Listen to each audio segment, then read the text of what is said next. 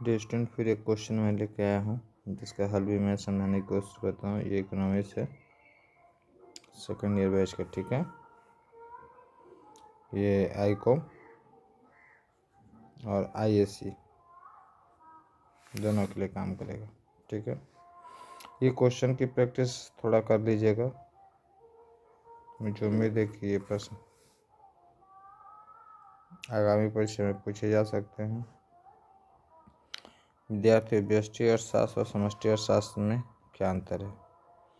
मैं एक छोटी सी बात बताऊंगा, आप इसे बहुत बड़ा लिख सकते हैं। व्यष्टि अर्थशास्त्र में आप समझ सकते हैं, व्यष्टि अर्थशास्त्र वही अर्थशास्त्र है जिसमें किसी एक व्यक्ति, ठीक, क्या बोला मैंने, एक व्यक्ति, एक संस्था, एक व्यक्ति, एक संस्था या एक परिवार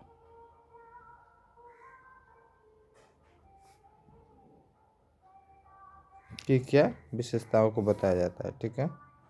व्यष्टि अर्थशास्त्र वह अर्थशास्त्र है जिसमें व्यक्तिगत स्तर से आर्थिक संबंध और आर्थिक समस्याएं का अध्ययन किया जाता है, जैसे एक उपभोक्ता, एक फर्म, एक परिवार इत्यादि। व्यष्टि से समझ लो बाबू, सिर्फ एक व्यक्ति, एक संस्था, एक लोग, एक परिवार के बारे में बताई जा रही है। और समष्टि अर्थशास्त्र वह शास्त्र है जिसमें संपूर्ण यानी पूरे समाज को ये सोचता है, ठीक है। ये पूरे समाज के बारे में बताता है और सिर्फ ये एक व्यक्ति के बारे में बताता है। तो इसमें लिख सकते हैं, व्यष्टि अर्थशास्त्र वह अर्थशास्त्र जिसमें एक व्यक्ति, एक संस्था, एक परिवार की विशेषताओं को बतलाया जाता है। इसमें लिख लेंगे हम लोग, समष्टि अर्थशास्त्र वह अर्थशास्त्र जिसमें पूरे समाज, पूरे देश की अर्थव्यवस्था को बताया जाता है, ठीक है। ठीक इसका विपरीत ही लिखने की कोशिश करें, ज़्यादा परेशान होइएगा, ज़्यादा लंबा सोचिएगा, फंस जाइएगा, ठीक है। इसमें लिख सकते हैं सेकंड नंबर पॉइंट देखे, व्यष्टि अर्थशास्त्र एक व्यक्तिगत फर्म, उद्योग, उत्पादन, कीमत निर्धारण संबंधित स्थितियों का अध्ययन करता है यहाँ पर, ठीक है।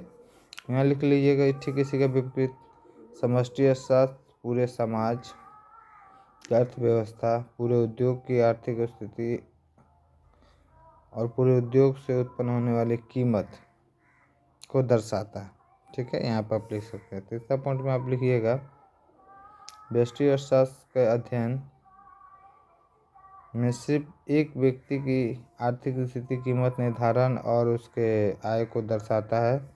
समष्टि अर्थशास्त्र पूरे समाज की आर्थिक स्थिति, अध्ययन और उसके आय को दर्शाता है। तो आप देखोगे बच्चे, 3 पॉइंट आपके हो गए, ठीक है। चौथा पॉइंट में भी आप लिख सकते हैं, व्यष्टि अर्थशास्त्र की समस्याओं के संदर्भ में, जैसे वस्तु की कीमत का निर्धारण करना, वो किसी एक व्यक्ति, व्यष्टि अर्थशास्त्र में किसी एक व्यक्ति के ऊपर होता है, ठीक है। बाजार की प्रणाली की भूमिका निभाना होता है। और इसमें लिख लीजिएगा, समष्टि अर्थशास्त्र पूरे समाज की समस्याओं को दर्शाता है, जैसे बेरोजगारी, निर्धनता, गरीबी, लोगों की आर्थिक स्थिति, ये हमारे समष्टि अर्थशास्त्र में आएगा। कोई दिक्कत होगा पूछ सकते हैं। इसी को 4 पॉइंट आप लिखिएगा, एक बड़ा क्वेश्चन का आंसर हो जाएगा और ये आपके लिए आसान भी होगा। बस यही जान लीजिए, किसी एक व्यक्ति, एक संस्था, एक परिवार के बारे में बताया जाता है। ये पूरे समाज और पूरी संस्था के आर्थिक स्थिति को दर्शाता है। ये किसी एक व्यक्ति के कीमत निर्धारण, परिवार के आर्थिक स्थिति को अध्ययन करता है। ये पूरे समाज के वस्तु की कीमत का निर्धारण और उसके आर्थिक स्थिति को दर्शाता है, ठीक है। उदाहरण मैंने आपको बताया है, अब इसको लगातार सुनिए, सुनने से आपको इसका समाधान मिल जाएगा। ना समझ में आए तो हमारी ऑडियो को भी आप सुन के लिख सकते हैं, वो एक सेम बात है, सेम प्रॉब्लम नहीं हो सकती है, ठीक है। कोशिश कीजिए।